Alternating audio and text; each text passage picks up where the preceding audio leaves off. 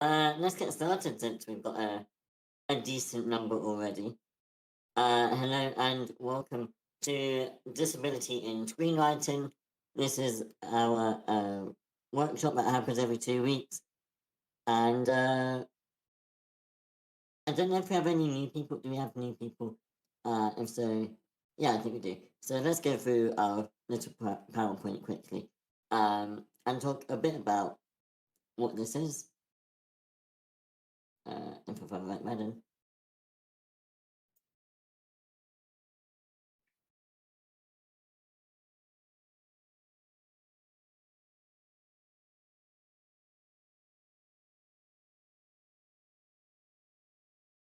I swear I'm going to slap my computer so hard.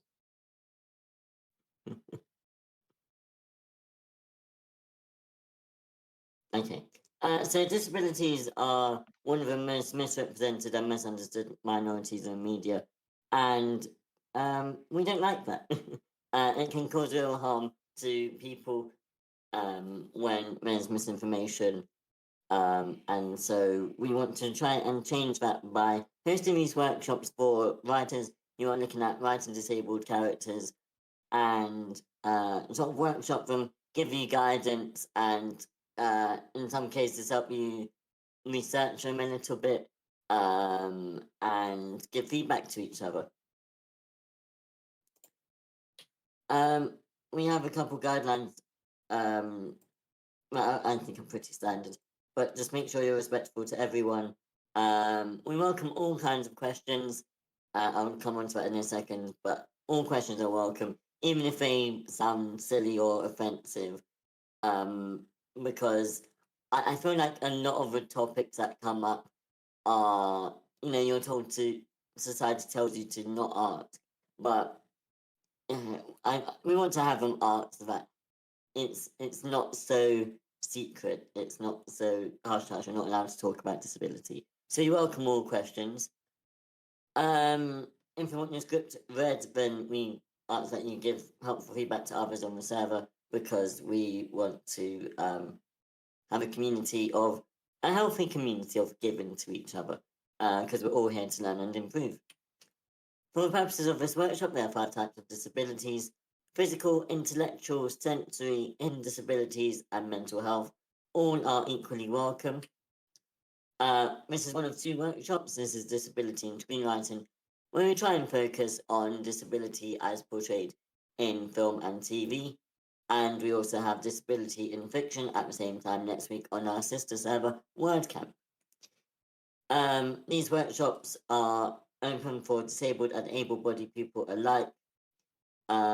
We meet every other Saturday for screenwriting, 8 a.m. Pacific, 11 a.m. Eastern, and 4 p.m. British on each every other Saturday. Covered all that. Next week's Disability in Fiction. And we also have in both Discord servers the Disability Feedback channel, which is a forum channel open for if you have any questions or anything during the week that you want answered. And I think we put a hold on the prompts for the time being, but they will come back at some point. Finally, let's just finish with our disclaimer, finish the section at least. This is a safe space for us to talk about all aspects of disability, which means that we are open to discussing sensitive and potentially triggering topics, including mental health, addiction, trauma, and abuse. You are welcome to leave at any point if things get too heavy for you, because your mental health and emotional well-being always take priority over your attendance. Right, all that being said, let's open up the floor to anyone who has any questions.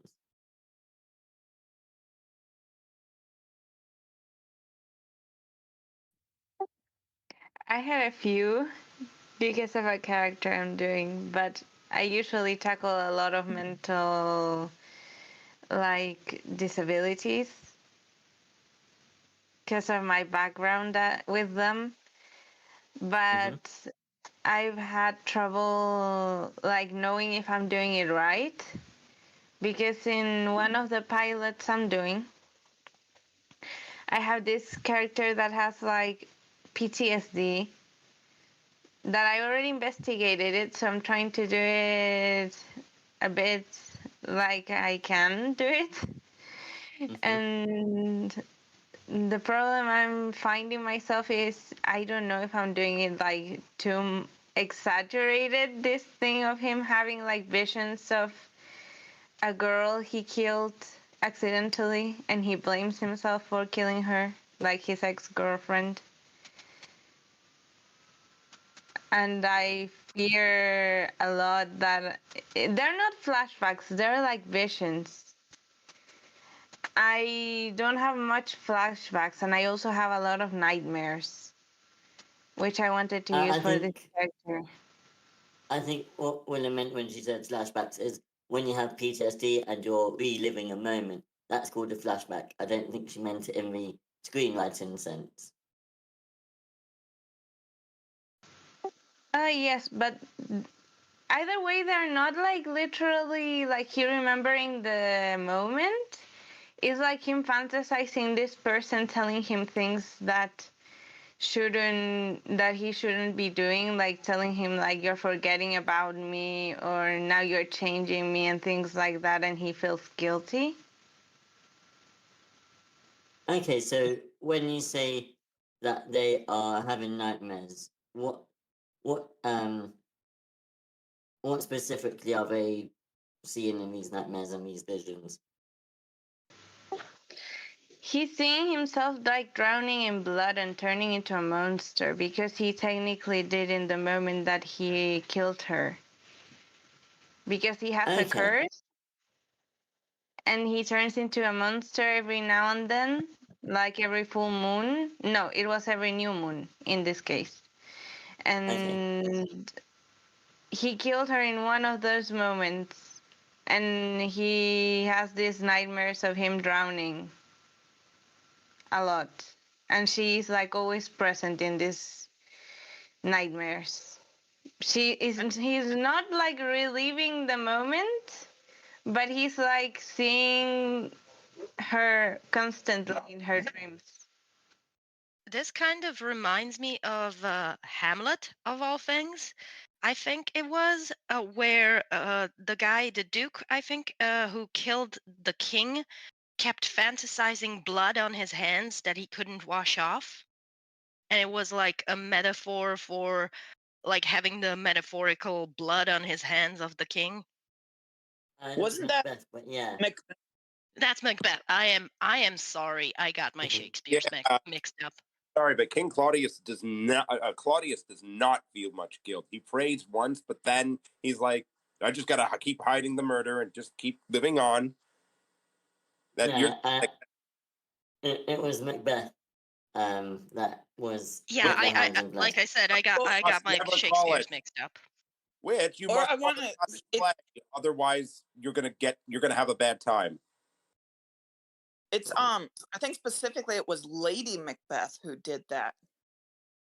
No, Lady Not- Macbeth was the one over his shoulder saying, "You gotta kill everybody."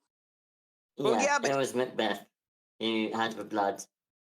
Wasn't it? I'm sorry, Ooh. I only read the parody by Terry Pratchett, but that's what it has the same plot beats. It's just different story. I don't read a lot of Shakespeare. Moment where she's like, "Out, foul spot." Oh yeah, you're right. it is true about Lady Macbeth. She kind of encouraged, but in the end, Lady Macbeth kind of went insane a bit, right? And then Macbeth himself is like, "Okay, yeah, I'm now the king or whatever." And like they swapped their guilt, right? Oh yeah, I forgot that. That's true. Oh, by the way, I think if anybody watches these videos, it would be a lot of theater kids, and you're not supposed to say the name of the play. They're very superstitious about that. I said Oh, you're yeah. gonna have a horrible time in your life if you say the name for some reason. Yes, it's bad luck. You have to call it the Scottish play. Hmm. Anyway, now that we're all cursed for 1,000 years,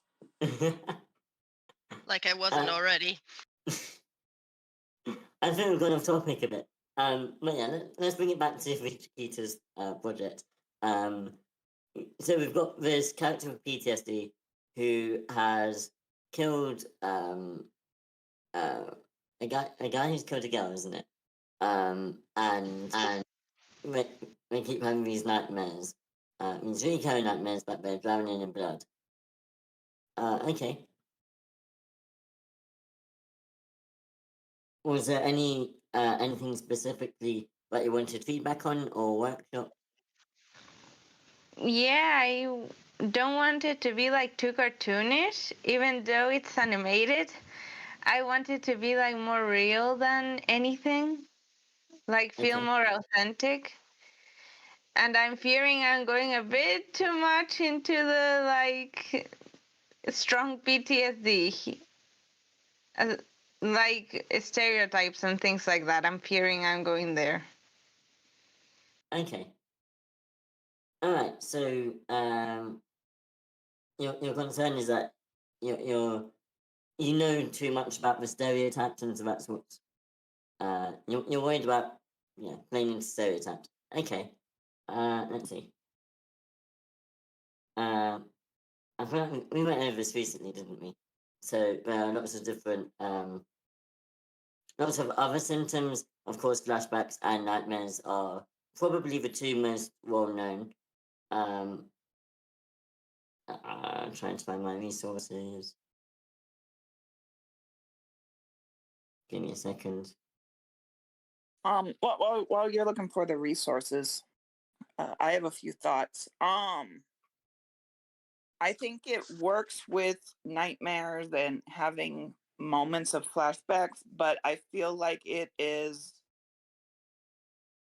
teetering going into some kind of a psychosis kind of thing that I really don't know anything about. And my thing is that most people with PTSD can function just fine in normal society. There may be like triggers that have the flashbacks, or I mean, they could just have a random flashback. But taking like the washing the hands of blood kind of imagery. So I don't think that was you, but anything like that, then I think it's going into more of a is going out of the realm of PTSD and it's going into some kind of mental whatever the word is, I can't talk. Psychosis. Psychosis. Thank you. My point is that like there is the stereotypes and such that PTSD like just you can't function with it, or it leads to some other I don't know, I can't put it into words, but I feel like that is the part that maybe where it's getting out of the realm of reality. Most people with PTSD, they still go to work, they still raise their families, they Usually there's something that triggers it to activate. it can be a place, it can be something. I've seen someone in a conversation with PTSD, and they're talking normal, have laughing and whatnot, and then they start getting really angry as the PTS comes back in, and that person had a service dog that helped him to calm back down. He was a veteran. So like, there's not. I guess if you want it in the realm of reality, then there wouldn't necessarily be this fantasizing these visions. That takes it out into a whole other different direction than PTSD. That's my thoughts on it.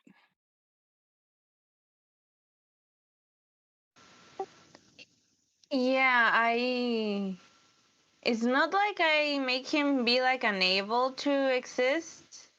he like sees this thing and he continues like his normal life, but he's conscious that those like moments of him seeing this girl telling him things like come and go every now and then, and sometimes they're strong and sometimes they're just like a bother.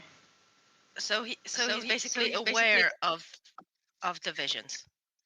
Yes, he is.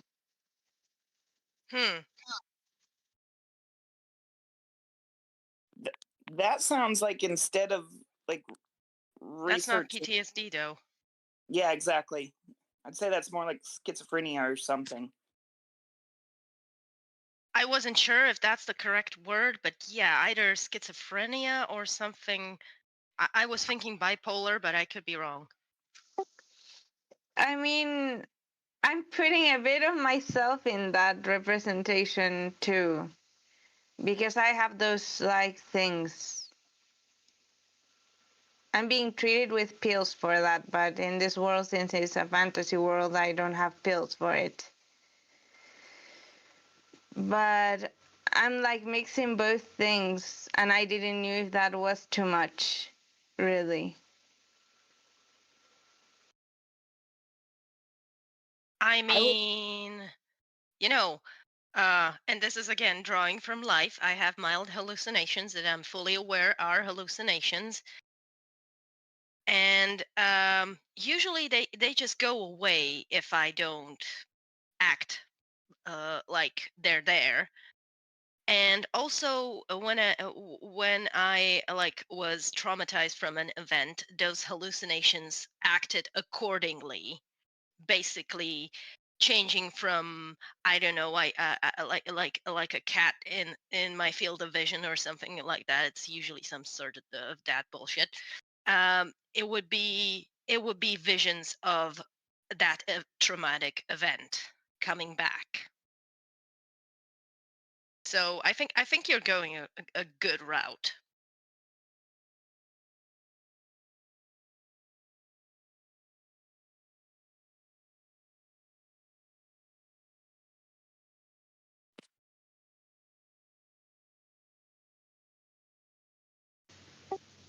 Thanks, guys.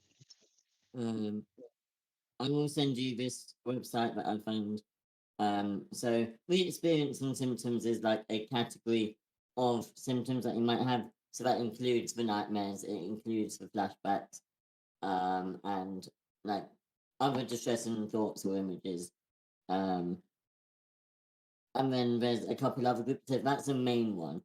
And so I would say that it's not a problem if you feel like that's your main symptom because that's how it is in real life. In terms of the other symptoms, as I think it was Willow said, there's some extent of, or actually Dan, you both said that there are certain things that trigger it, and so people with PTSD are quite likely to try and avoid those situations. So staying away from the places and things that remind them of their traumatic experience. So yeah, I'd say take a look at that site and hopefully that will help.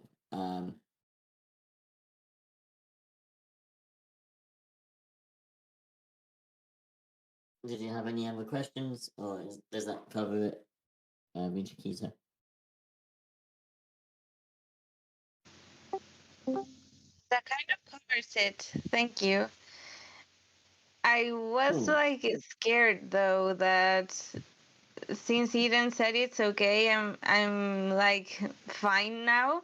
But I was scared that mixing like two different things like PTSD with a mild psychosis, because he's not like having this every other second. I was fearing that that would be too much.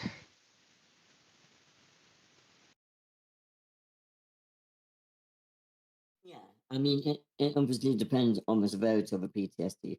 As well as said, you can go quite, like, you can live quite a normal life with the PTSD, whereas others can be much more severe and it can be quite debilitating. So yeah, from what it sounds like to me, I think you're on the right track, and I wouldn't be too concerned. There was an episode of Criminal Minds that handled this very good, I think. They always do their homework, and in this particular episode, there was like a murderer, basically, who only who only killed people in a state of psychosis.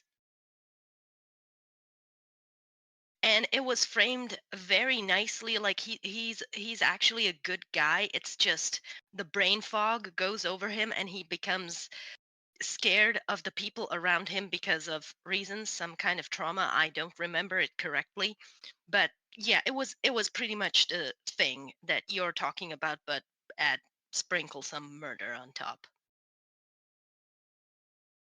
I do love Criminal Minds, but I hate that connection of going into a psychosis or having some kind of an episode or something and the end result is murder, because there's already a fear of people with mental illnesses, and Yeah, but it there's was addressed in that episode. The love of my life, Spencer Reed, explained to the audience that it is a type of thing that these people can do, but mostly the people having a type of psychosis are actually just curled up in a ball and scared, and not like a harmful type of psychosis. Like he even gave some kind of statistic, like this happening is like 1 in every 11 million people. So it was addressed. I do agree with that, and that's not necessarily a bad thing, but if it is, say, like 1 in every 11 million people, then can we see some of these 11 million people? Or like we always see in the movies that one person. I want to see more of the 11 million.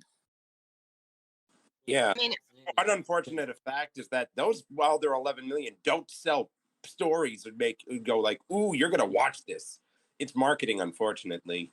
I wish it wasn't. Yeah, and because if we only see the one, then we think that the one is the 100%. that is true, but again, I gotta play devil's advocate. Criminal Minds is a crime procedural show, and if there was a mild mannered nobody doing absolutely nothing, we wouldn't have a crime. Yeah, I see that argument. It And then is. maybe it shouldn't have touched.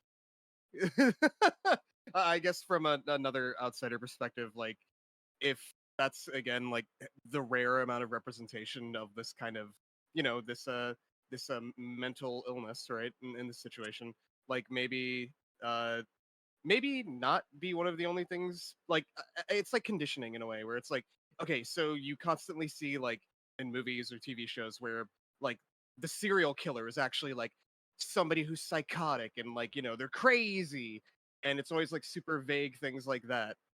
And then like, oh, okay, well, every now and then it's like, okay, well, they're schizophrenic, right? And then it's like, okay, well, it's the only way people are gonna really know how they see schizophrenia, because most people aren't going to do research on the matter. It's just going to be like, oh, this person's crazy, you know what I mean? So maybe it just really wasn't a good idea to do that about it. I mean, it seems like there was some good intent to try and be like, oh, but not everybody's like this, but it is still at its core a story about somebody suffering with mental illness being a villain who's killing people. I am reminded of another procedural crime show. It's called Der Kriminalist, or The Criminalist. It is German, obviously. It pulls these double whammies every odd episode. It takes a trope and puts it on its head. Like there is a schizophrenic who is among the suspects, but he's actually a nice guy, and the one you wouldn't suspect actually done it. And he was, and I use heavy air quotes, the normal one who is actually the murderer.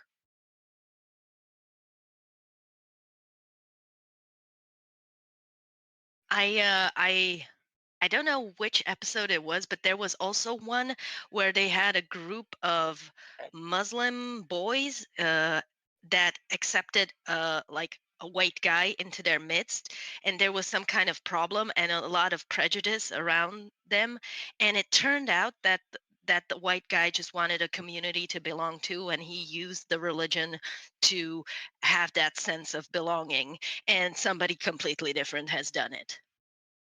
See, now that makes sense. That I do understand, and I do understand turning trope on the head. However,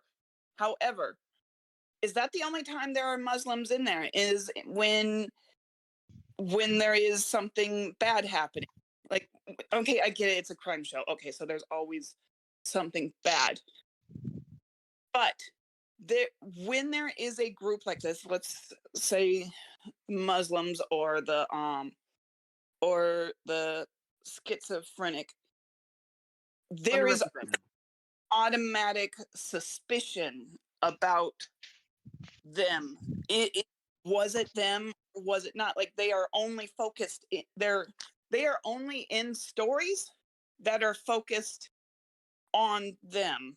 Actually, no. This thing takes place in Berlin, Germany. They have a very large Turkish minority, so Turkish Muslims are pretty much background characters in a lot of episodes, I would say.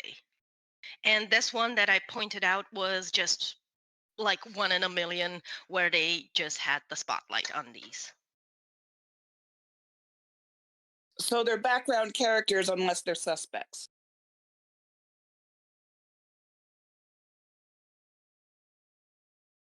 I am sorry, Willow, but I feel like you have a problem for every solution.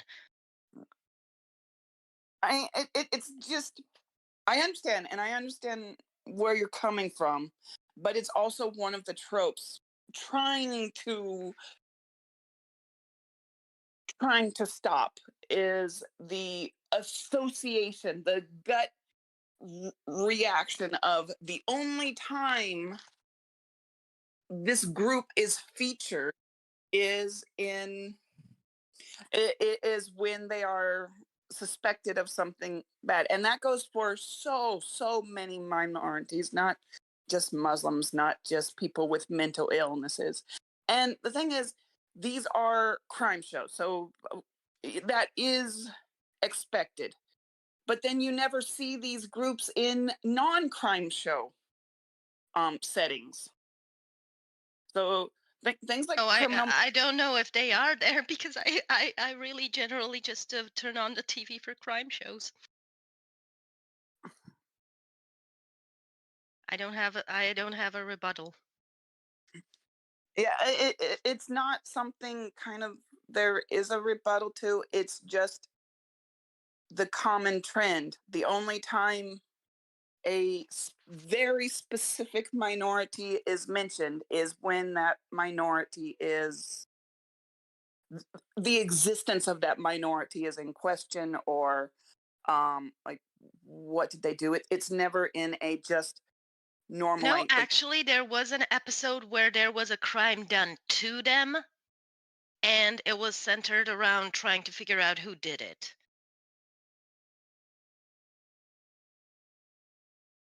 And they weren't among the suspects. They were among the victims, among the people who went to the police and had the crime solved for them. Well, I mean, that's in a better light. Like, inherently, that's in a better light as opposed to being a suspect on a murder list, right? But still, that's also another thing where it's just like some people just want people to exist without having to either be a victim to something or be antagonized for being who they are. And I think that's more or less what Willow's trying to get at, is that those stories aren't really told with these types of disabilities or minority groups, right? Because it's not in good faith because, narrative or whatnot, but it's like you kind of need that, I guess, in a way nowadays, because it's like, again, it's represented groups, and subverting it in a way, right? But also humanizing them to where they're not just this, they're not just victims, they're not just suspects on a like killer list, it's like about making them just who they are and capturing that in a human way that empathizes or can make people empathize with them and make them understand what they're going through in a much more like real sense, as opposed to just, okay, well they're a part of this plot and da da da da da. Sorry if I'm like putting words in your mouth, Willow. I have no clue. Is that kind of like what you were leaning more towards? I think you nailed it. Right. Thank you.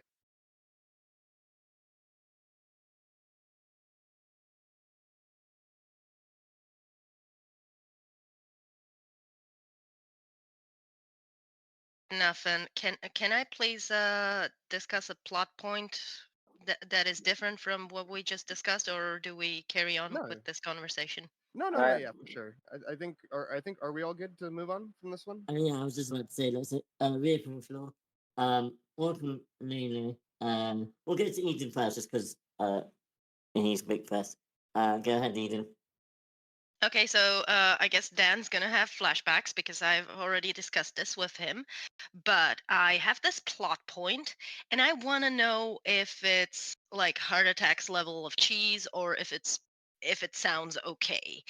So, this is a fantasy setting, and there is a character who has heavy depression, and he's quote unquote self-medicating, aka taking drugs to feel something basically. And on one of his drug trips, he basically got in so much trouble that he had to be resuscitated, and all of his friends, his entire friend group, jumped to help him.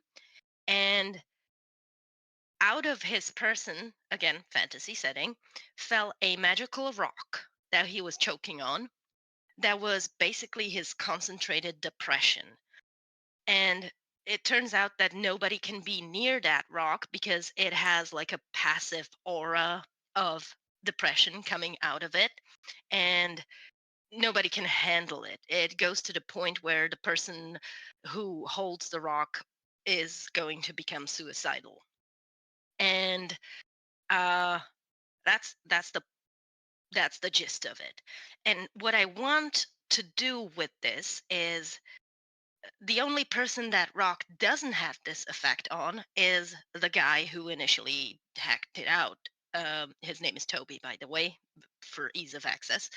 And so Toby can handle the rock just fine, but also it is a part of him. So he has to reabsorb it and cure his depression the old fashioned way, with therapy, proper medication, and possibly the support of his friends. And that's basically the lesson he needs to learn.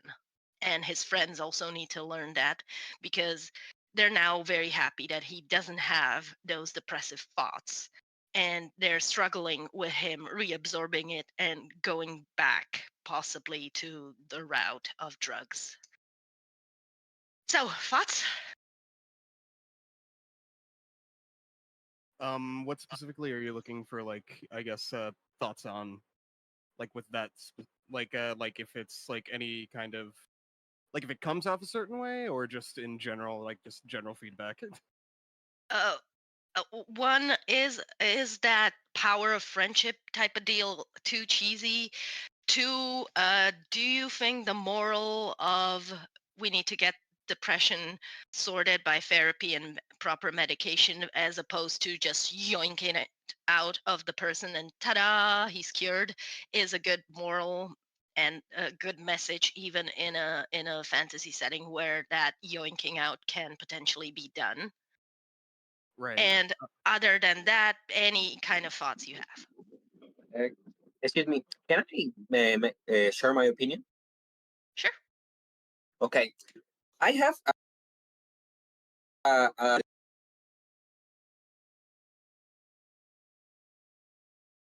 the depression are normally better when you have a good social group and a good circle. The depression can be a enormous, the most negative person, the most people that a person that doesn't take care of its I'm sorry, are they cutting out for anybody it's try else? to what? You are cutting out mic, wildly. your mic's cutting out a bit here and there. My point is like understand or show the struggles or not the struggles, the normal situations that a group of friends have with with one of them has depression, like how that make him doubt of their friendship. Like I need to run.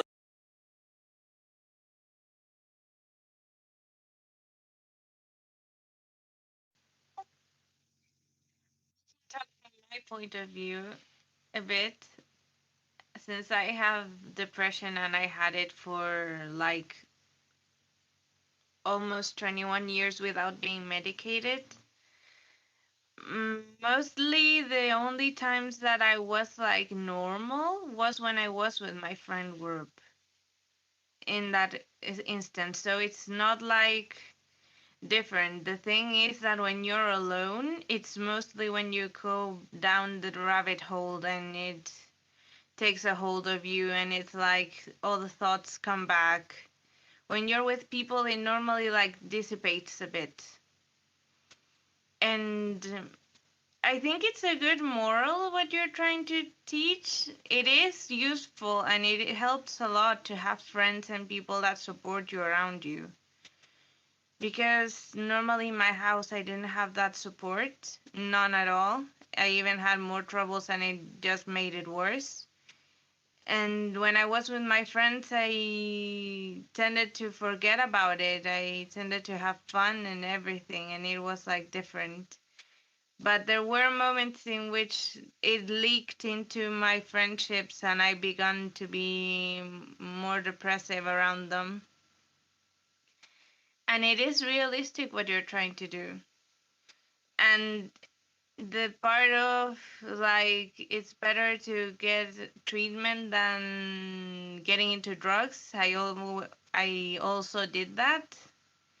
So I have the experience of like trying things and going way down the rabbit hole and almost trying to do things to myself just because I was feeling even worse. Normally they say it's helpful to avoid it. When you have depression, it's not helpful to avoid anything. It just makes it worse. And in general, I think you're doing a good job with that.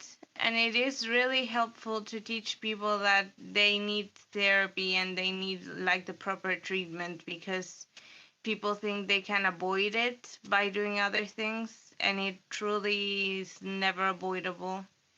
When you stop taking your pills, it also like kind of you relapse into it. Has happened to me twice in the time I've been with the pills. And it's good to teach people the right procedures of how to treat depression, because it's something you're going to live with the rest of your life, mainly when it's something you were born with. I like that you said that thing, like that when you were with your friends, you were less depressive. This is exactly something I put into Toby's characteristic. When he's with his friend group, he's more, he's at worst kind of sad. But every time he's left to his own devices, he spirals down that rabbit hole of intrusive thoughts and what if my friends hate me? What if I'm not good enough? And that's when he calls his dealer.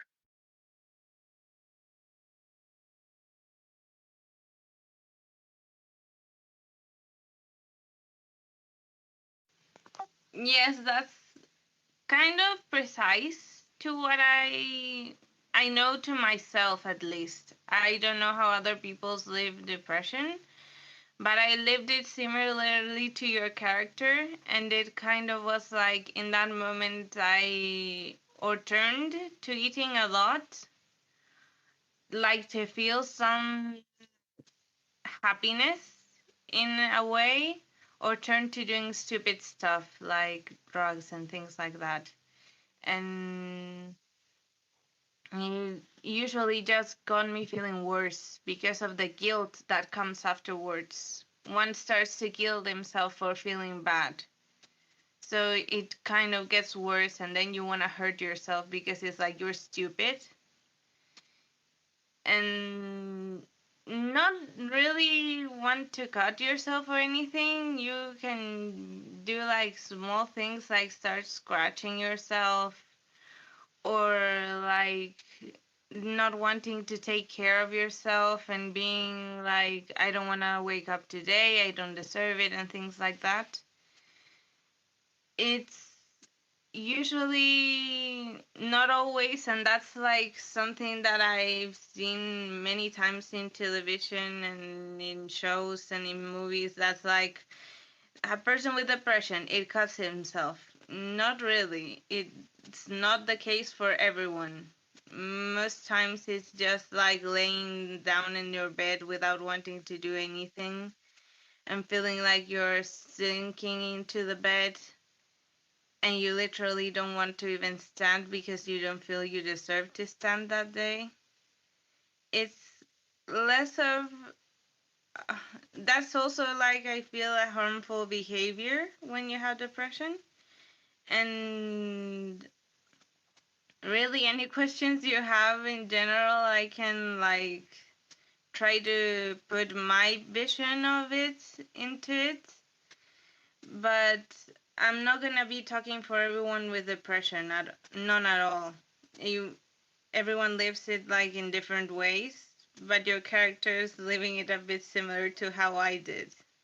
This is exactly one of the things. I didn't want him to physically harm himself because that's tropey one, and like you said, not everybody does that. And I think not taking a shower for 3 straight weeks due to depression is a form of self-harm, even if you don't see the scars, if you know what I mean. Mm.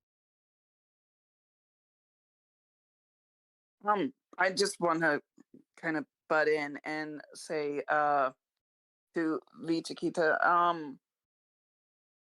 by all means, you can speak up for me and you can talk about my depression because you put things into words so succinctly that I've never been able to describe about myself. Like you just freaking nailed it, even to the like not being good enough to stand up, not being worthy just to stand. Just I don't know. I think you nailed it out of the park with that one. It's yeah.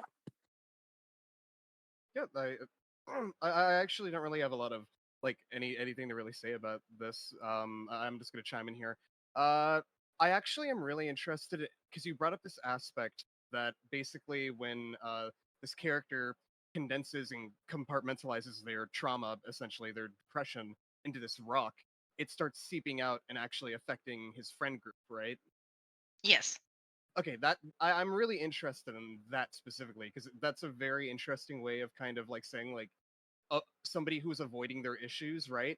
And it's like even though you're bottling them up in this way, and literally you're bottling them up, they're still going to seep through the cracks and affect the people around you in a self-destructive way that maybe you never intended on like causing. You know what I mean? And so I think that's actually really kind of like a powerful thing right there because I it gets accidentally into a did a very metaphor.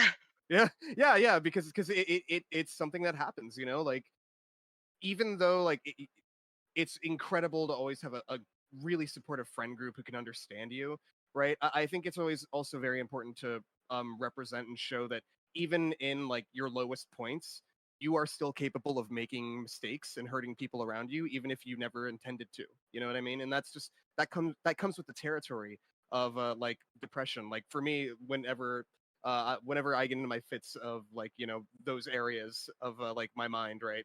It basically ends up spiraling to me not really knowing how I personally like feel about myself, and then maybe even sometimes lashing out like completely unwarranted, and it affects the people around me. And a part of that is also knowing when to draw yourself back and realize that this is a problem that you need to address. And so I Hmm. think that really works because then that could create like a good rift between the group to where I don't want to say like conflict happens because of this character's mental illness, but that's kind of what it is. You know what I mean? Hmm. Because Yeah. like it's not as clean as like we would like it to be because that's just how people are. Emotions are complicated, and so something like And that really yeah. does work. And I just like again, good job, because I really like that idea as a concept, and I think you could do a lot of really interesting things with it. And I think you're on the right track. That's amazing feedback. Thank you. And also, uh,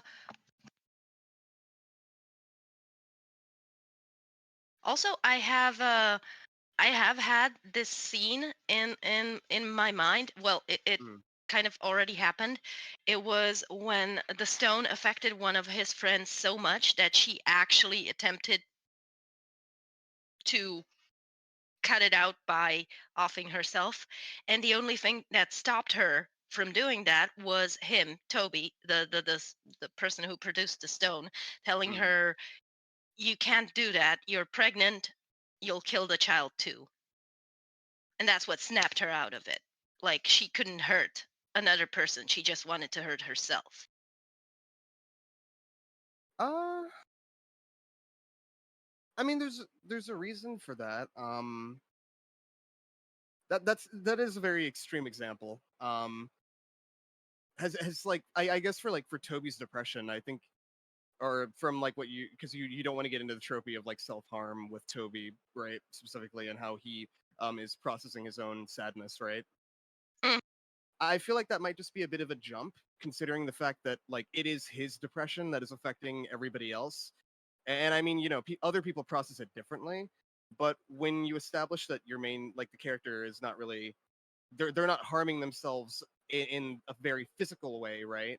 But like, neglecting yourself and letting yourself wither away is, of course, another form of self harm. So it might just seem like a bit of an extreme jump, just a little bit, to like have to like one of his friends try to kill themselves because of it, right? I think no, because what I'm trying to say here is Mm, depression is always the same thing, but it okay. manifests differently in different people. Okay. Yeah, I mean, I don't really have anything to say other to that. Like, I think that's if that's your reasoning behind it, then go for it. I just would be a little bit weary of how to handle that specifically, because it is it does Yeah. it's very grim.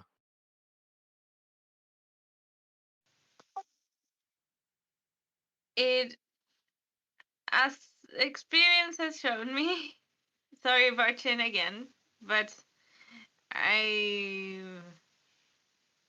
I've gone through all the verges. Reason why I got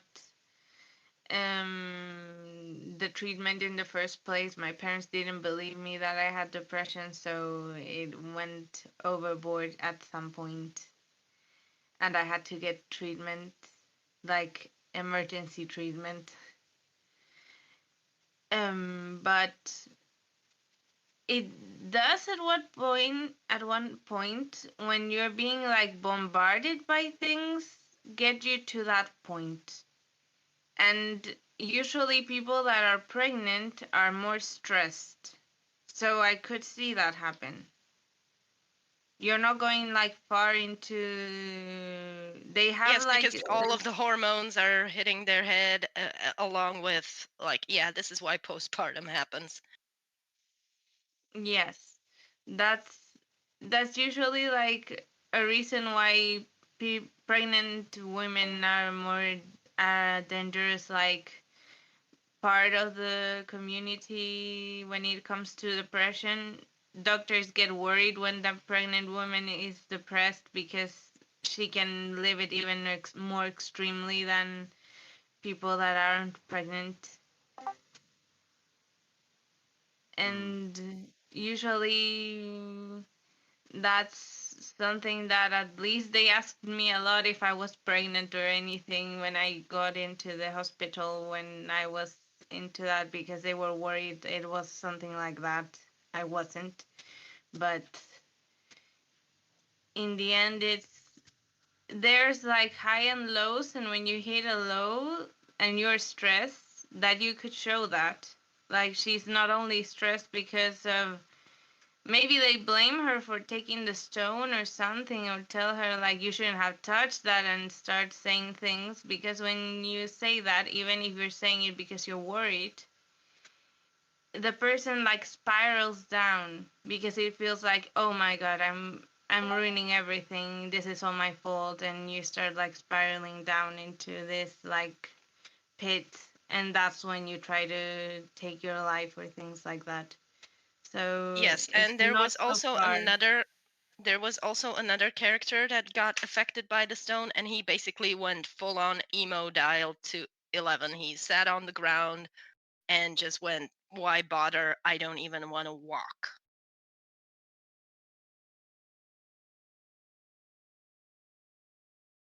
Yeah, exactly that gif.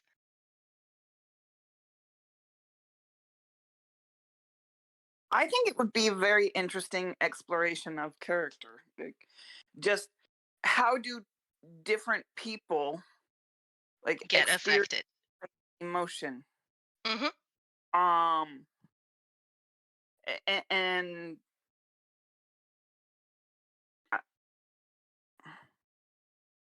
One of I the don't know. things that happened to me, I fell into depression because of reasons, and I remember it was morning, and I woke up, I opened my eyes, and I felt like I don't want to get out of bed. I want to stay there and wait for merciful death to take me, basically. Like I wasn't actively trying to die, but I was just willing to wait for it right then and there. And that's basically what this other character did. Hmm. I feel like in concept it's really good. I feel like it can get really, really dark. And oh, and if that's what you want to go for, and exploring the different aspects of the depression and such, um, I'm sorry, be Lasagna. You just triggered me hard, unintentionally. But this is exactly what my mother says. Just be happy, and I hate that with all of my guts, because when I'm in the depths of despair, as my favorite character puts it, it's just like, "Argh!" And I've learned to just sarcastically tell her, "Well, fuck, I didn't think about that. I'm cured," and walk away because I need to cope with this.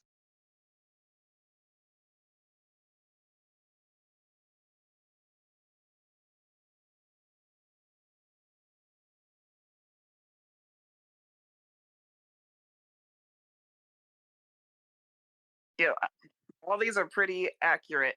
Mhm. Yeah. Did anybody else have any real thoughts to give about Eden's thing? Because we do have a lot of people. There is a lot of it in the comments. I'm just going through them right now. Yeah. Thank you, everyone. Also, Marcus, thanks for sort of co-hosting it at this point. I'm so sorry. Like I'm just like, okay, let's. I I'm mean, getting. no worries. I ended up having to uh, help someone else moderate another server. But anyway, I will also put support disappointation rep. Yeah, that is me. I am disappointment. The question rep. Yeah. Oh boy. On the Let's open topic up. of it. Oh, my bad. Yeah, let's open up the floor again. Lena, am I right in thinking you had a question or comment? Hmm? I think Leno had a question earlier. Oh, And I'm not sure. I might be wrong. I do actually have something to. Oh yeah, go share ahead, on. Leno. Oh yeah, Sorry. no, you go, you go. Yeah, welcome to the workshop. Feel free to unmute.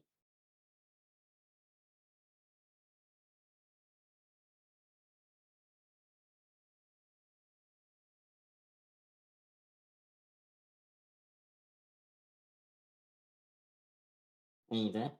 Okay. You're still muted if Sorry you're for available. I was just waiting because I don't want to be like not polite, but I'm going to share moving from the depression and also the problems that have that cycle. I want to share with you. I mean, this idea that I have with my friends. You know, the problem that has to be, for example, neurodivergent, like the condescendency test emotions, like no, like trick you like your pets, you know. That I don't know how to describe it in English, but the tone, the corporal language, the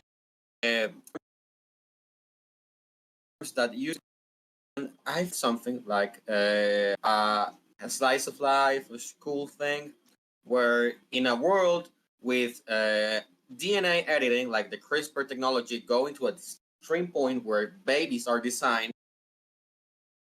well, to be stronger, smarter, prettier, all that stuff. There is a normal guy that is just too good in the normal school that is admitted in that, and he will see like all the conflicts that is not to be a design baby in that world, like people that you know don't understanding the things.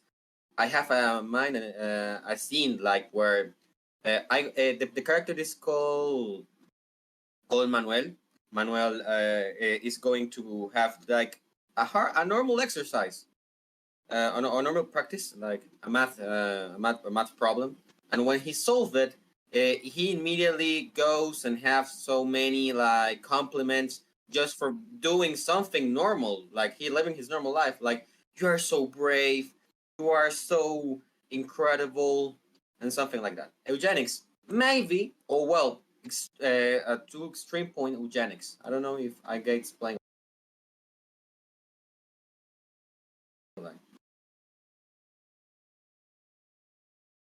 So just so I understand correctly, you've got uh, you're building a world where the rich are able to pick and choose the traits of their children by using gene editing.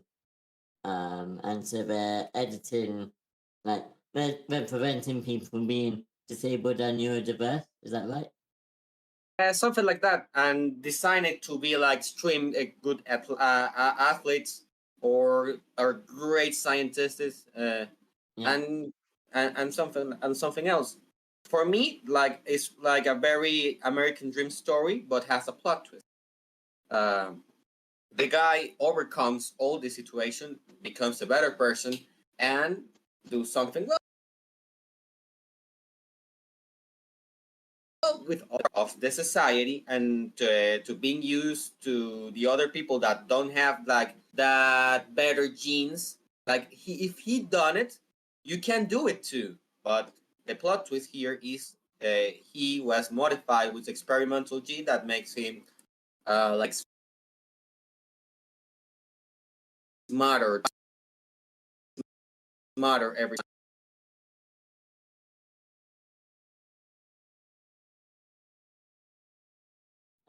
Okay. So, I'm not sure I understand. So, you've got a character who isn't gene edited, and what I don't understand what happened to them. What is that the protagonist, right? Sorry, man. I didn't understand you. Can you repeat? I was asking if that was your protagonist, your main character. My main character is not like it's my main character. Oh, not your main character. Okay.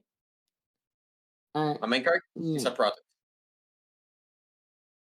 So this character is a product. What do you mean is a product?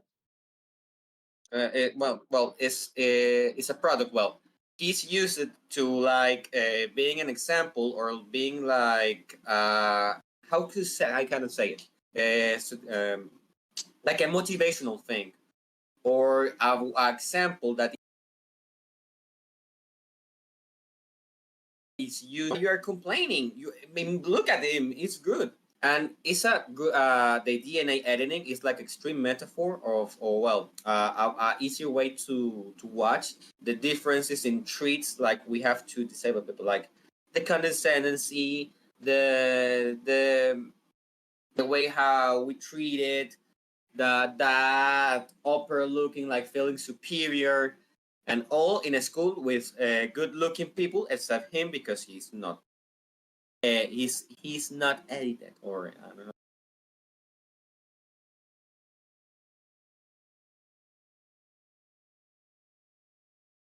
So it's And kind of then, a My Hero Academia type of deal.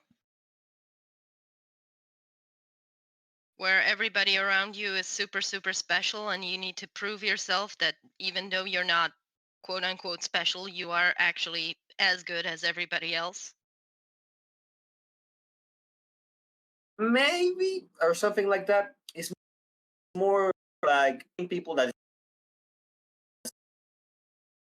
it's more challenging, and we all efforts need stay at their rhythm. For example, I have this scene when he's going to have a debate. He studied like a week ago, but this girl like reading some pages can defeat him very easily because something like that.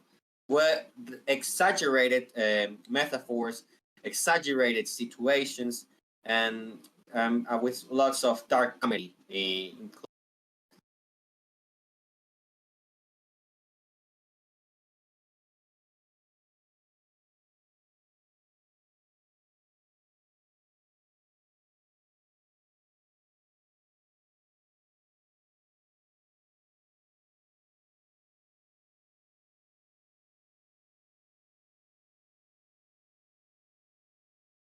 I'm sorry. Hello. Did did I get disconnected? Everybody just stopped talking for a minute. Yeah, so it just went Everyone stop talking. We're just Okay. Okay. No, I'm kidding. I see. I'm glad. I was just about to like get out, and I thought it was on my end. Yeah, me too. Did we lose Lalo?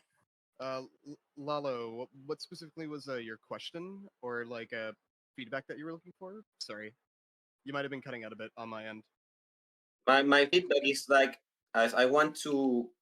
Well, I am autistic, so I have I look a minimum reference, but I want to see if there are situations if is a good example or well a good point, a starting point to make a story about how the disabled people is treated and make humor about the people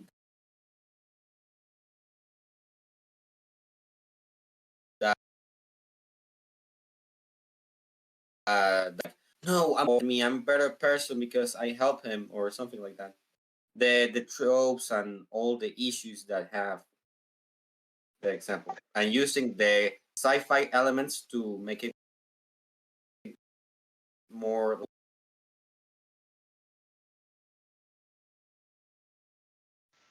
So your character is autistic or like represents that? Represents more like the neurodivergent average person that's trying to understand people, but at the same time it's like more I don't know. Thinking about this, it's like a imposter thinking about it.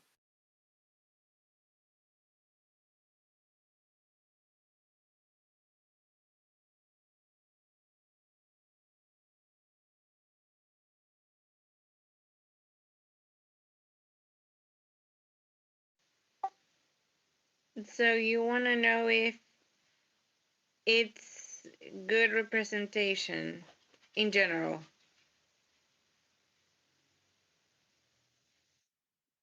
Or good. I don't know. I don't know how to explain it in English. Like those examples, those stigmas, like oh my god, you're disabled or you're neurodivergent, you're so brave, you have a normal life, and you try to I don't know my mind or my stereotype of disabled person, how brave and of it that short film. Right. So you want to do something a lot more like direct as opposed to being more like a general satire. You want to be like, no, these people are like they don't get it at all. And how they treat like in this case like somebody who's neurodivergent or autistic, like they treat you almost like a novelty in a way where it's like, oh, look at you, you're doing good, you know, and it also might come off like a bit demeaning in its own way. Is what I'm kind of getting from that. Is that what you mean? It's more like the intention.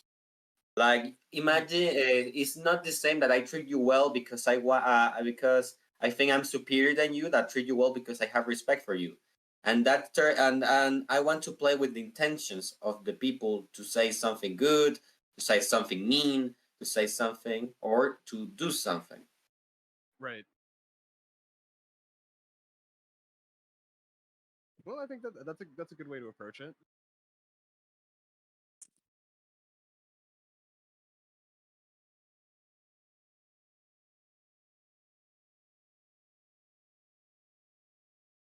So for me, the plot twist comes where the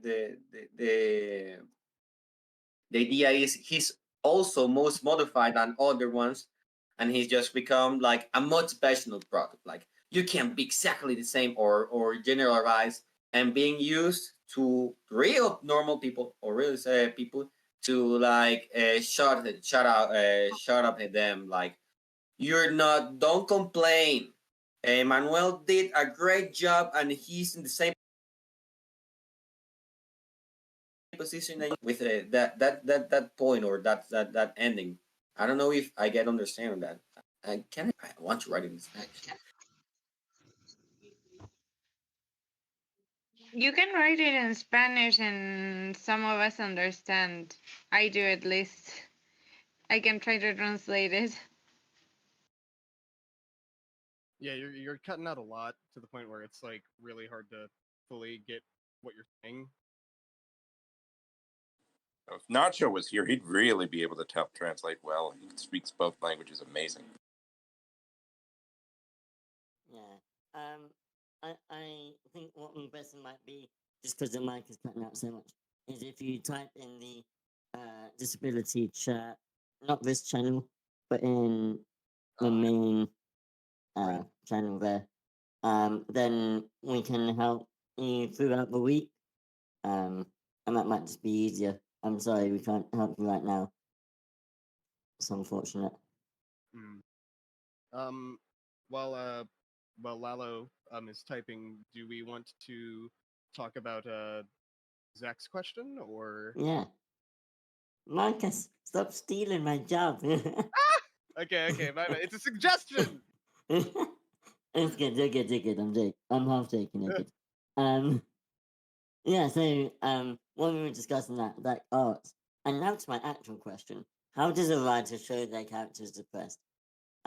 We've had a lot of comments in chat. I'm going to read some of the ones that stood out to me. Grace says, one I use is horrible self-care, substance issues, forgetting to eat, binge eating, poor hygiene, non-stop depreciation, isolating to protect other people from having to be around them. And something that Winner said that also stood out to me. One thing that depressed people are accused of is acting that way for attention. The truth is, many of them hide their depression. And they are the people with big smiles, like Robin Williams. Eden says it's like a voice inside your head that tells you you suck, but 24/7. Anyone else got things to add? Like about representing depression, like in a way. Yeah.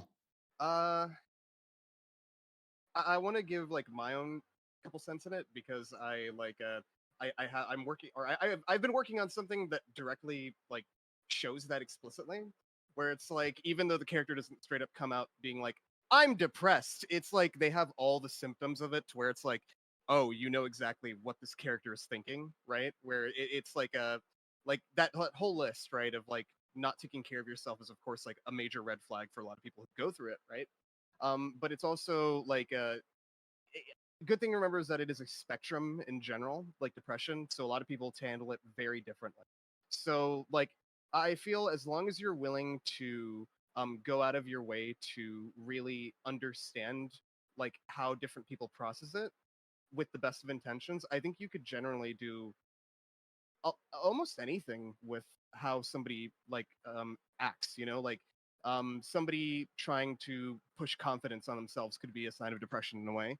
It's kind of, it's all over the place. It just depends specifically on how you frame it in your story, to where you give your character enough space to breathe so that the audience can really understand, maybe not fully understand what they're thinking, but just understand how they're feeling and what they're going through and why they are the way that they are. And doing that with empathy, I feel, is very important when going with this like general topic about depression.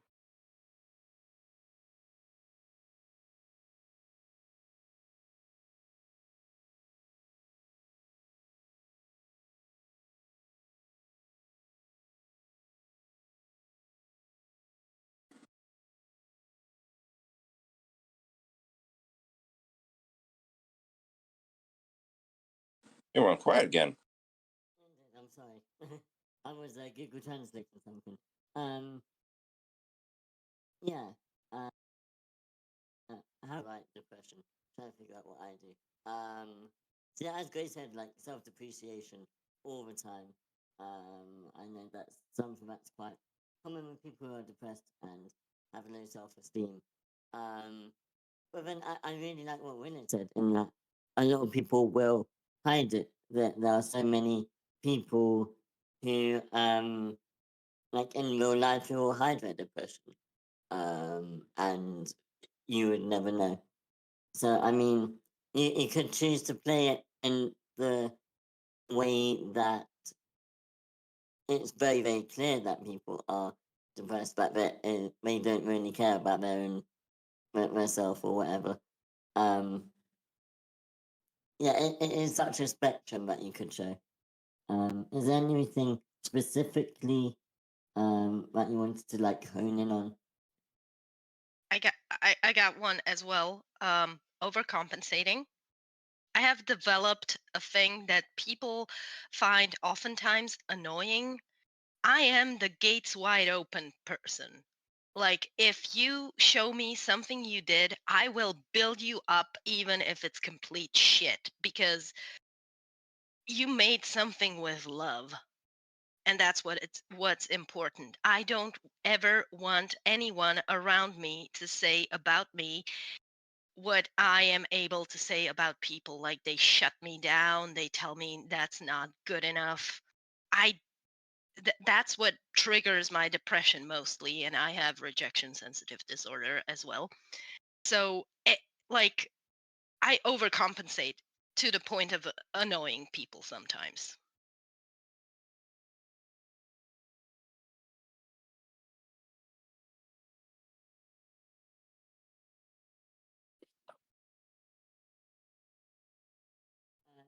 Yeah. So I think there's like there's like the voice chat thing going on, and then there's like 3 different conversations in the chat going on. Yeah. I think we're all distracted, and I'm sorry, Eden. I'm sorry. I wanted to say something. Well, specifically, I'm speaking to Gray, but this actually goes for everyone. So Gray hosts table reads and hosts the animation workshop, and they are 2 of the most popular. And the I, my point is I don't even quite know what my point is. Gray does not have as she said, like a level of authority like others.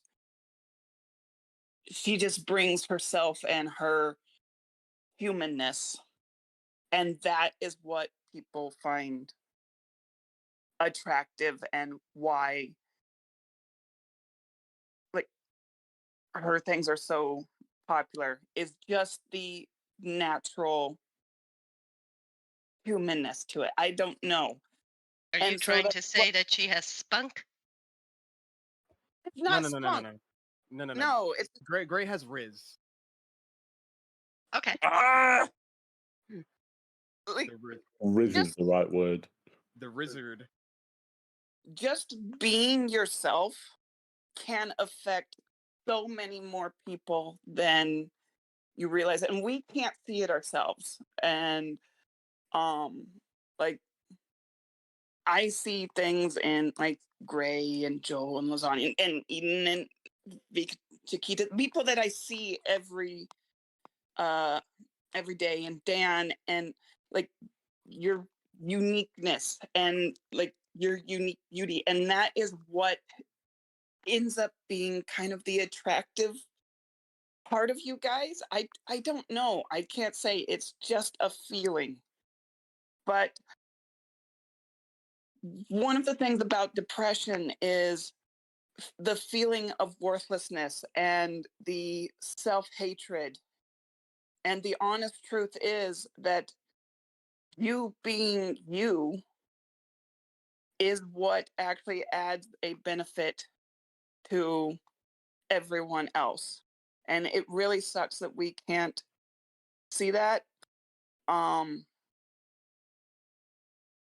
But anyway, it's like, you don't have to be authoritative. You don't have to be anything.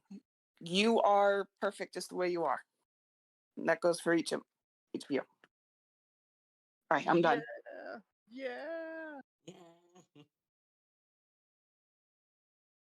Cool, thank you, Renee.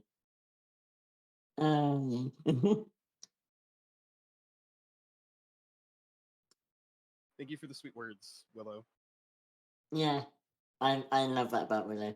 She always just knows how to phrase things right, even if she doesn't like have it all mapped out in her head beforehand. It always comes out right. Cool.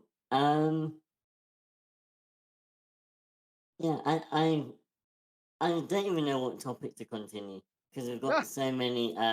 We've had so many different conversations. Zach, was there anything you wanted? Yeah, I'm going to go back to you. Let's go back to myself. I'm sure we're all recovering from Willow's great speech, actually. So let's just Marcus, something you said there, which this is going to sound really inhumane, but bear with me 1 second. Let me just figure out what you said. 1 second. I wrote it down as well. Bear with me. Okay. You said give the character time to breathe with empathy. Now that's the bit I don't understand. Okay. If you could obviously elaborate on what you mean by time to breathe with empathy, but when I'm writing, because my character, every in here, I'm pretty sure everybody in here knows Samantha. Samantha becomes very violent because of the event that happens to her. But before that, she's depressed. She's got no friends. She tries to join a gang because of it.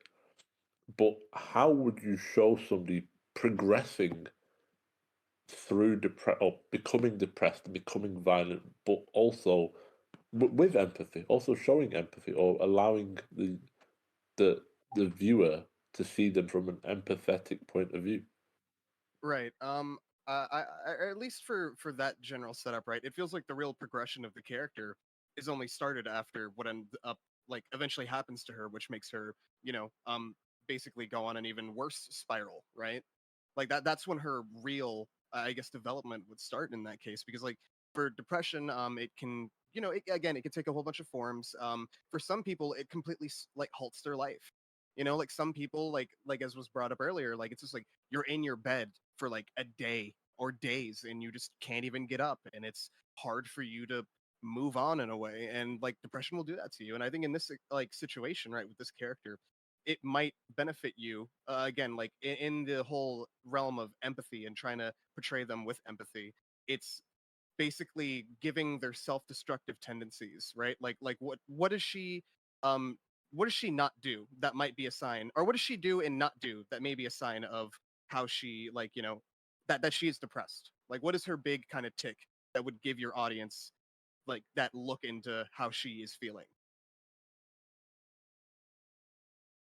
Like does she not brush her teeth maybe, or like she, like, again, like maybe refuses to, she doesn't really shower, or like it's just like she isolates herself from people, like stuff like that is what you want to focus on, because that grounds her, that makes her not just, basically a cutout for an illness, and it turns her more into her own person. Because again, all this is happening to her, and it's very personal for her, right? Her own depression is hers, and so it can't really affect other people unless she lashes out at other people. And I feel like when you're wanting to do empathy with a character like that, you need to have balance of allowing to show their good parts and also their self-destructive tendencies, which they can lead that bleeds into their lives in a way. Okay, that's quite cool. So I need to show what her, for want of a better phrase, depression activity is. Cool. Cool. In a way, for sure. It could definitely help people relate to them. That was mostly a joke, sorry.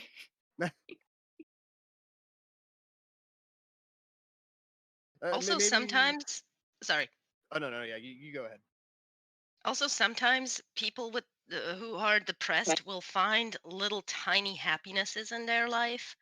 Like I very much enjoy walking barefoot in the snow, or just falling into the snow when it comes. And basically, this is what got me out of the lying in bed thing. I decided I'm gonna wait for snow. That was my stupid reason to live.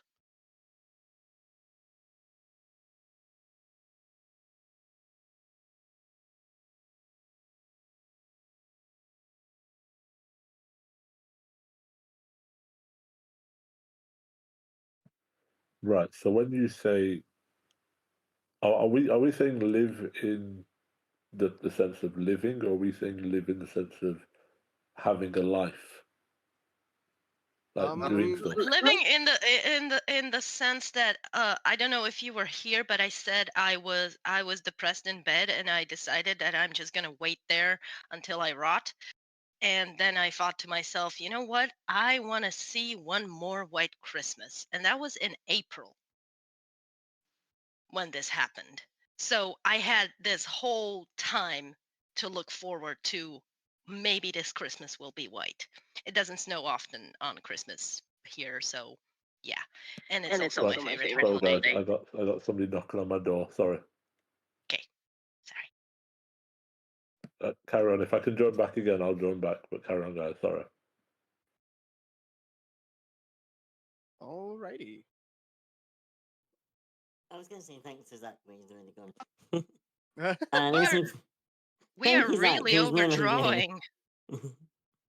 Oh my goodness, I looked away from the computer for like a minute. I'm in chat.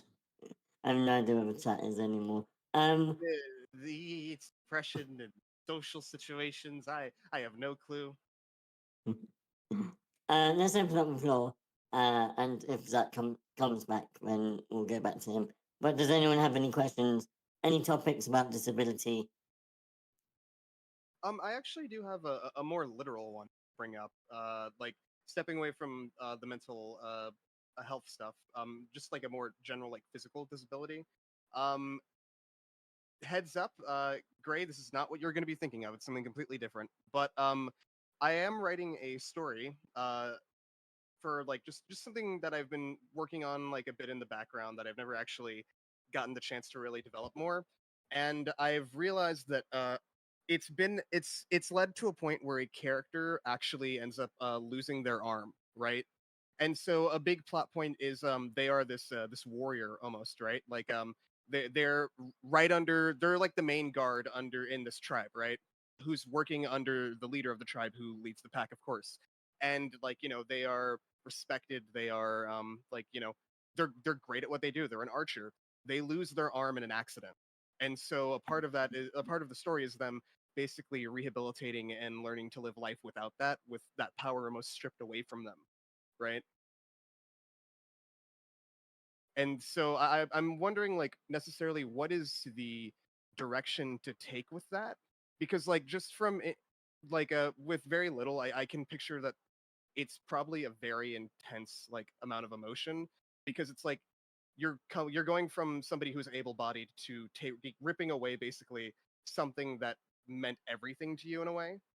And I feel like that would be a much more different like digression as opposed to somebody who, was born with, a physical disability from birth, you know what I mean? And so there would be a lot of hot emotions going on in their head, like, why did this have to happen to me? What, like, why? You know what I mean? I am Absolutely. reminded. And it is, Sorry. yeah, I was going to say it is definitely, and there is a grieving process. It is almost as if you've lost a friend to death. You go through all the same stages from when you first wake up after that. Like, if it's an amputation surgery, for example, you might wake up and there's this sort of denial, like, this is a dream.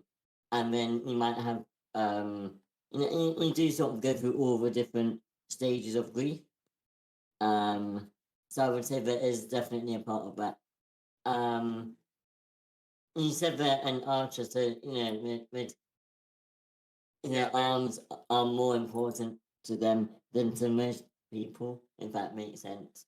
Yeah, like it's not even just like, like, oh they're a talented archer. It's like on top of that they also have the added part of like they are the best archer in the tribe, right? So essentially Right. like everybody was relying on this character in a way to like, for like food and all that. And it's not like they're the only person who could do that, but it's just like it's like the most safe because nobody else has like specially been basically fine-tuned themselves and their skills enough to just be like, yeah, I can stand like 50 feet away and just headshot like a buck, you know what I mean? Yeah.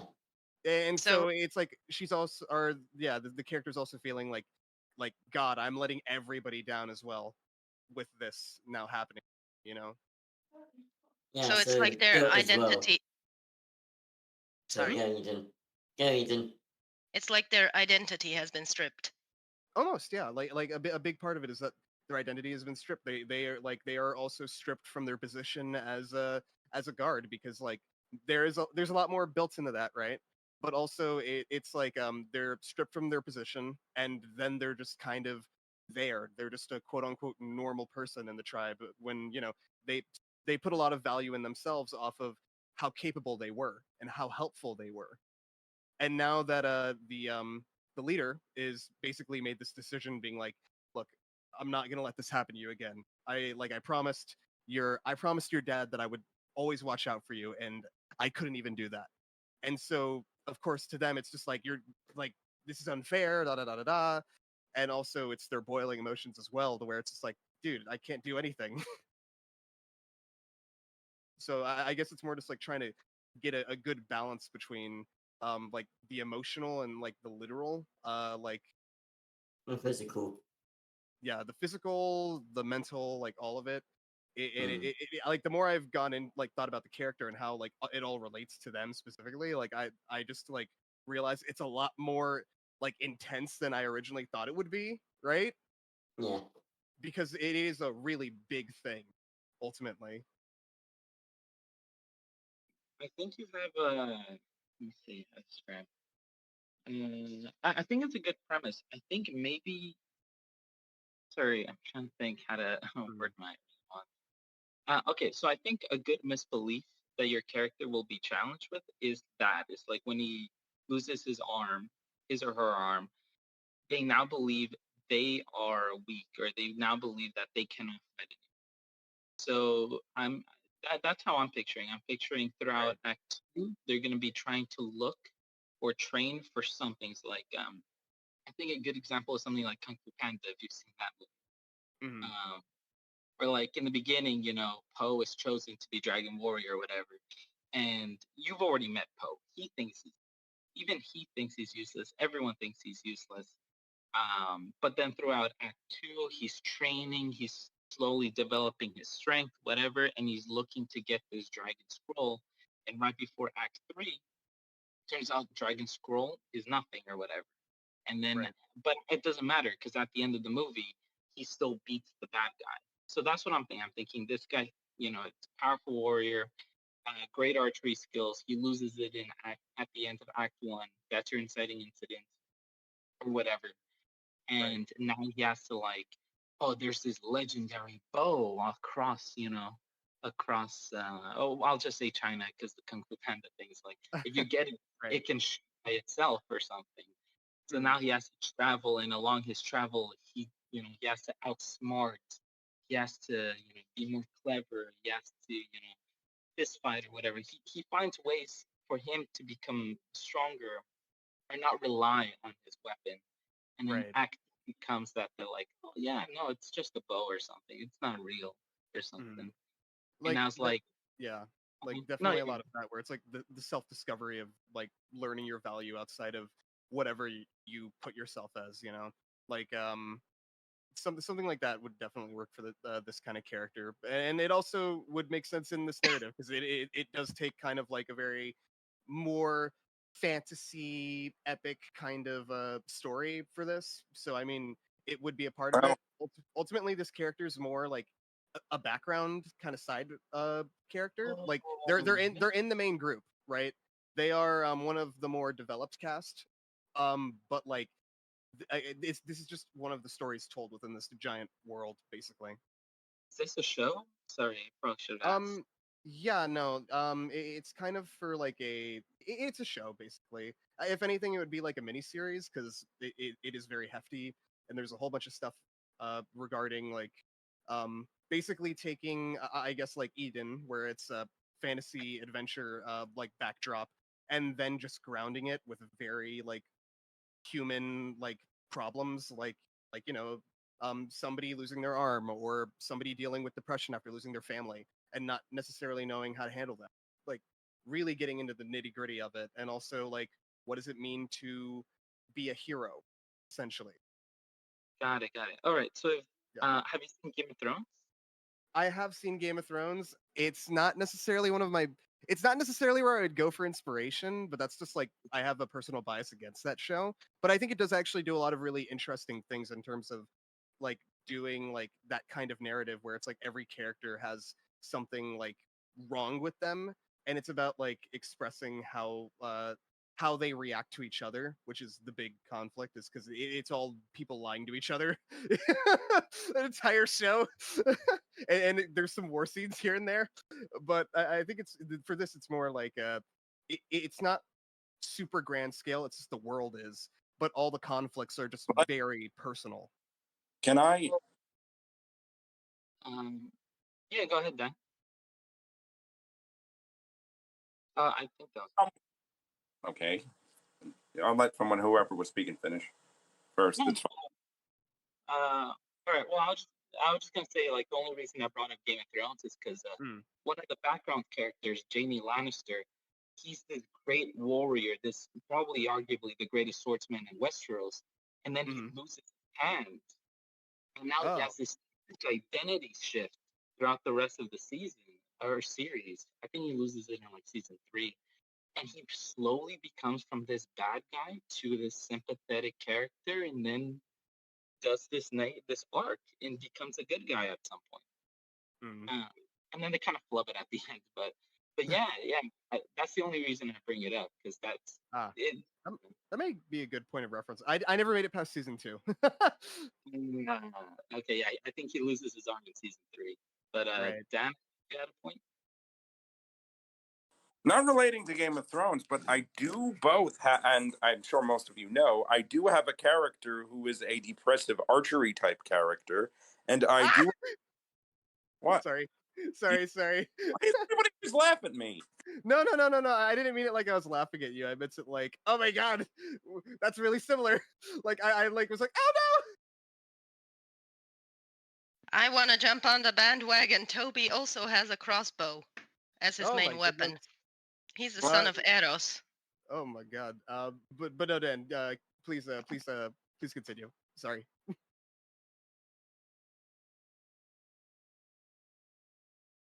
Oh, sorry. Hold on one second. Uh-oh, we lost that. I love bows and arrows. They're good. I'm back now. Mine chooses a sword every time. Well, he is like this powerful. Anyway, the character, I don't think you've met in any of my works, but I do have another character who's missing an arm. The only real thing that makes them similar is that both of them are missing an arm. Or not missing an arm, they lost a child. So the character that I have who lost her child in a terrible battle. She's been depressed for the past 14 years, which is a long time for her which isn't a long time because these are elves and they live for nearly 1,000. So she's gonna show.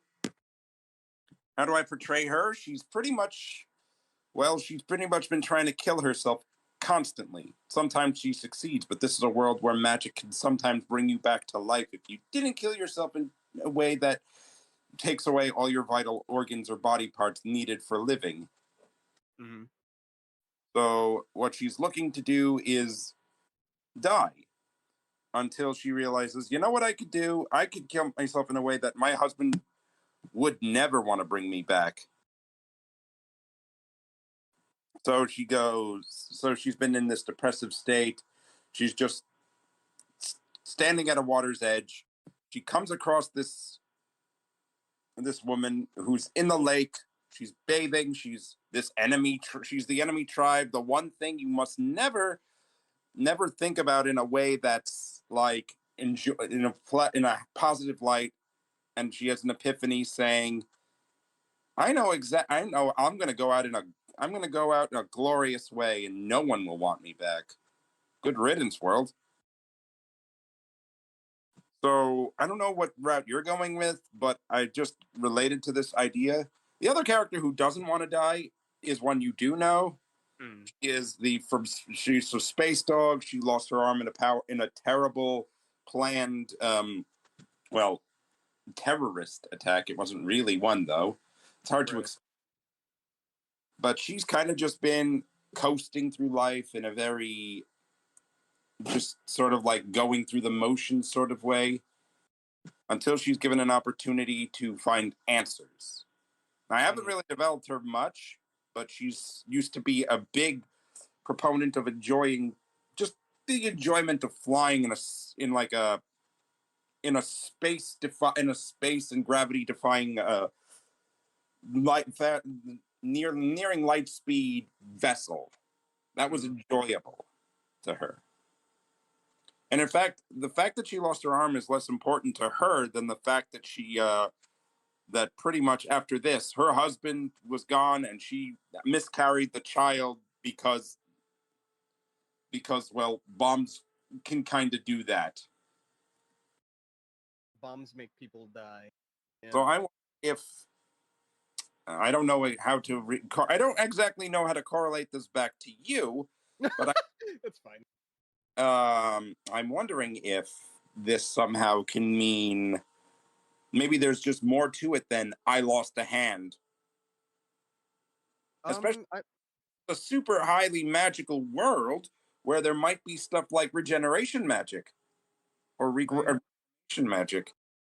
Or you could regrow somebody's arm, like in Resident Evil, where one of the characters, he gets his arm slit in half, and then he just pours some juice on it, and then it grows back.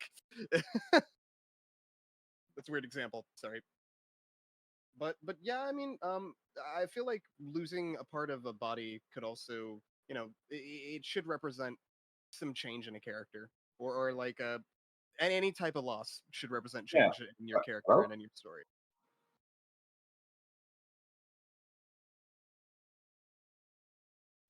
I'm sorry. What did you say? Oh no, I blipped out of connection for a minute. It looked like. Anyway, as I was saying, I guess maybe if you said this, she comes from a world with magic, right? Yeah. Advanced is this magic? Is there oh, we can heal you, we can cast a regen spell, and your arm will grow back someday? It's not necessarily like that. There's alchemy in this world, right? The only people who actually have control of magic though in this space are that there is magical creatures. They are all humans, and they have no real way of they have regressed in time. It's a long story, but basically a small town, right, was stripped out from America and then placed in a bubble, and then through time they kind of degraded down back into the most basic forms of tribe, and so it went from just again, it is just a normal tribe, just with some updated stuff, here and there. But they have no real control of magic. They don't really know like any of like spells or whatnot. Anything that is like magical is completely outside of their control, and they kind of just have nothing. They can do nothing but really adapt, because like in this world that they've found themselves in, there's like 6-antlered deer, right? There's flying creatures that look like birds, but they're actually like giant moths with like talons. You know what I mean? So it's like they found themselves in a fantastical world, but they are quite normal. And so the main goal for it is like not that this character they don't regain their arm. It's not like them like getting anything back. It's more them going through this arc to where it's them finding value outside of the fact that they were raised to be a warrior their entire life. All right. Well, I'm not sure exactly how to solve this issue. I'm afraid. Shit, I should be more helpful. You're doing great. Talking about it is helping getting the juices flowing. It's I called feel the like rubber duck almost. method. I almost feel like she should care about something more than her own arm, because yeah, okay, I'm not trying to say it's selfish of her. I'm just trying to say that people will relate if she has something else, something that's like keeping her going. Somebody or something else that's like, I want to go on even though I lost my arm. Because in Jermaine's case, she's like, you took my arm. You could take every other limb of every other vital organ from me if I could just have my loved ones back. Right. And then for this, it's just very specifically, I lost my arm, and I like, I feel like for me, like it kind of makes sense, mostly just because that is like their whole value is placed into what they were for the tribe at the time, and now that that's been stripped away from them, that kind of it's more about the implications of now that they are helpless in this situation, that they really can't help anybody, which is what they've always wanted to do, and so And it's them then, trying to adapt.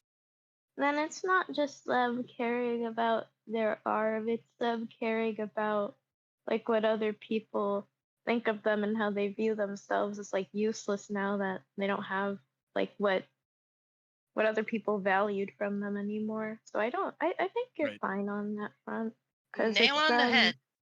yeah, because it's them wanting to prove themselves, and now they feel like they no longer can. So maybe they're desperately trying to like still prove their usefulness and like pushing themselves really hard or something like that. Okay, that's actually a really good idea. Or even at times You're too hard. welcome. Like they could like overcompensate and try to be the best at something else, but they Right. have to learn that they don't have to be the best. They just have to do something that makes them feel alive. Right. Like pottery or some bullshit. Who knows? Something like that. I could definitely get what you mean though by that. Like them basically trying to find like a new I guess not vice, but like a new thing that makes them want to continue on. Right. And instead of just wanting to die, the character finds something new. In the case of the Archer character, she finds that, oh, I really like this woman, despite her weird, oversexed attitude and almost carefree view of life. I like her, and this makes me kind of want to see her again, even if it means I would risk having my head cut off for treason. That is something. But yeah, that's pretty much all I had to really bring with that. Mostly because I thought that like that was more. I see we talk a lot about like the mental aspect of mental health and whatnot, and of course that's perfectly fine and valid. But I think maybe like some cool like stuff happening like with the like physical would be really cool to show or represent in some things here and there in our work. I think it would be really cool to show like couldn't agree more with that. Yeah, that people aren't just they're more than their disabilities and all that kind of that good jazz. You know what I mean? That is exactly the point of this workshop. Yeah. Yeah. Came full circle, baby. Woo. If that conversation had been like 15 minutes longer, that'd been the perfect like point to end. Oh, I wanted to go and pivot off of that and talk about my character, who's depressive. Yeah, go ahead. Well, as I was mentioning, and for some of you who might have read it in table reads, my character, who is she lost her child some years ago in a horrific way, in a very horrifying manner, during what is essentially a raid on a peaceful university. So she's been kind of like miserable for many years. And in those many years, she's been trying and in some cases even succeeding at killing herself. But her husband keeps bringing her back, finding ways to get her back to life with not his own magic, but with buying services to bring her back to life. Which I don't know if that makes him seem like a bad person, but he's doing it with a lot, but he's never angry at her. I don't know. Am I going about this depression thing wrong with this? Is it like bad to just jump right to the, just jump to let's just jump to suicide then, because why bother with the foreplay? You know what I mean? If you're jumping directly into it, it might be a bit hard to get on board, like as a new audience, right? Like I think that if you were to build that out throughout, like let's say your entire if you make an implication, because I think what you're talking about is like the pilot, right? Basically. Yeah, basically it's been like implied that she's done this in the past, and I don't really want to dive into it like it's like make it seem like she's doing this constantly, because it kind of almost seems like it's a weird Wile E. Coyote skit where it's like, how am I going to manage? Where it's like, I'm trying to kill myself, but nope, I keep coming back to life somehow. That just seems like a really dark comedy, and now I actually kind of want to write something like that. But that's another story.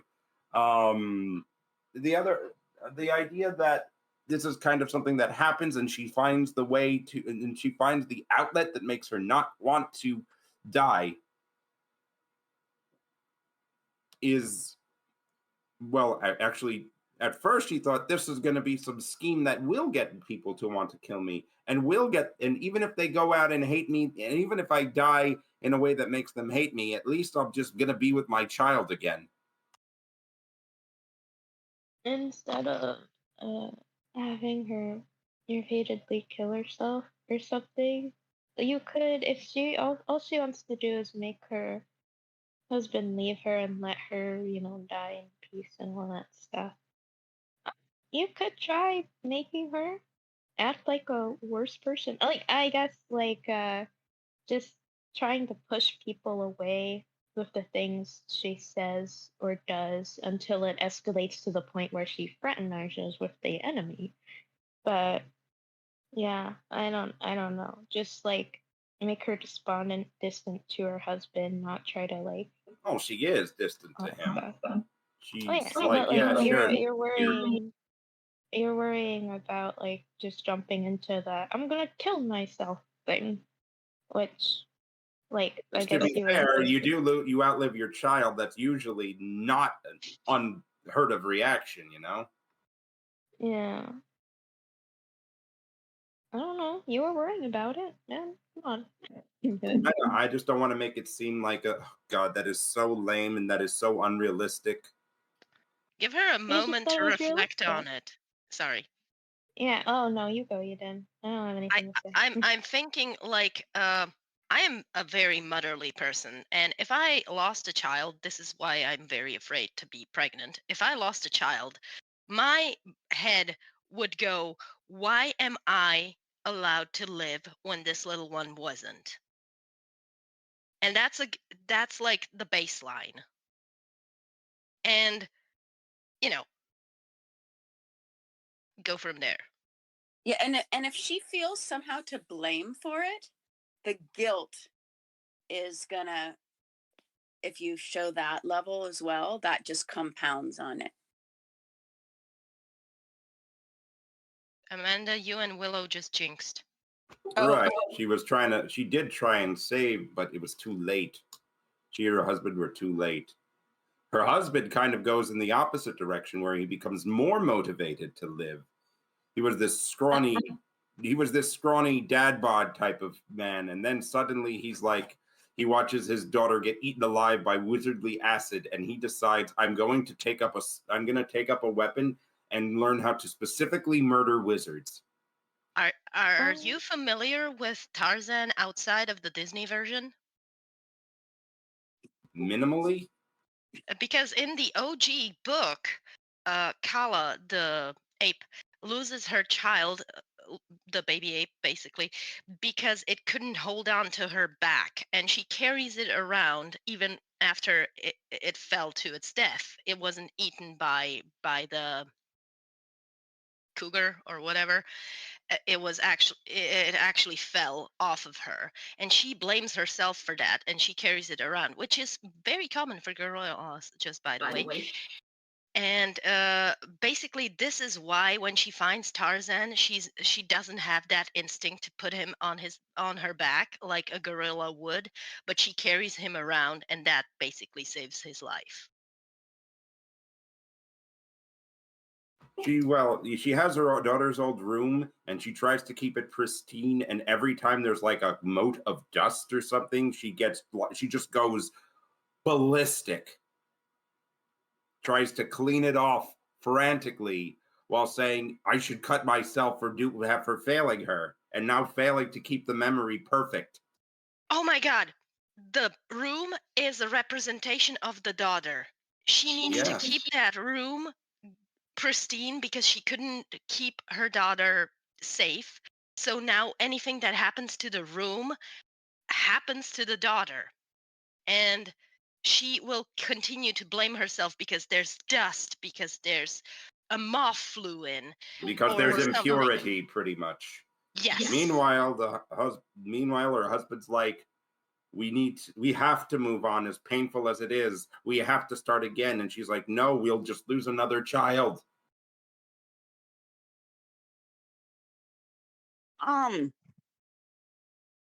We have another kid, we'll lose another kid.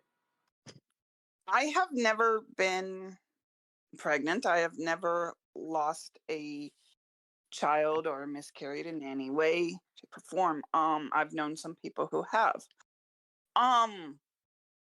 Her reactions strike me more of someone who lost their I kind of want to say physical daughter, like a 5-year-old or something. Like it was already out. Right. Like for her, she would have been preparing a baby nursery. That baby never would have interacted, so she wouldn't have like any of the memories of Sophie. She would have all the hopes. She lost all of her hopes and dreams and expectations, but she never had any kind of memory with the child. Versus what it sounds like, the person you're describing sounds more like someone who lost their child that they've had for a few years, and so they've got these memories and they watch them suffer. So that's my thing. I said I don't know anything about mourning a miscarriage, no matter how much that's lost. That has a huge impact on people. It's just that the specific descriptions and things that I'm struggling with are things I've seen more in people who lose children, older children.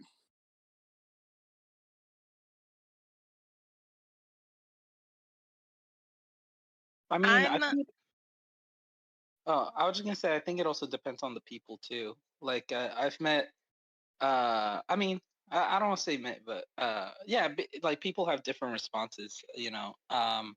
Like there's mothers who've had full-grown children or like grown children. They die, and because of where they come from, it's kind of like, okay, yeah, that's kind of normal to see like one or two die. And And on the other side, some people can really hold an image of a future, where they're super excited. They're holding that kid for like 9 months. So it's like every day you're just picturing like what the future could be like, and then for all of a sudden for it to disappear. So I think it depends. But I do see your point though, where it's like, because yeah, like my sister has had miscarriages, and it's, like she's sad obviously, but it's not like, it's it's different from losing like a grown child, I guess. But some people do really. It just depends on the person, I think. But I think Eden was gonna say something. I saw a shiny and forgot. Sorry. No worries.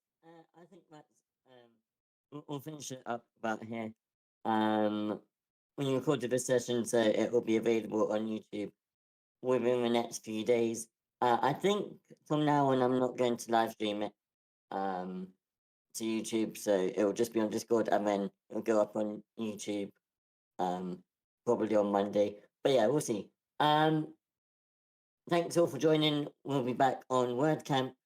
Yeah, I like that phrase. I saw it as shiny and I lost it. It's a beautiful phrase. But yeah, thanks everyone. Fantasy Workshop starts now on WordCamp. And yeah, have a wonderful week. Have a wonderful weekend. Bye. Yeah, Also, maybe, Willow, my ex used to say that, and I picked it up from him. And Willow, thank you in the nicest way for making us cry. Yes. Thank you. Oh. Okay, no words. All right, y'all have a fun one later. Toodles.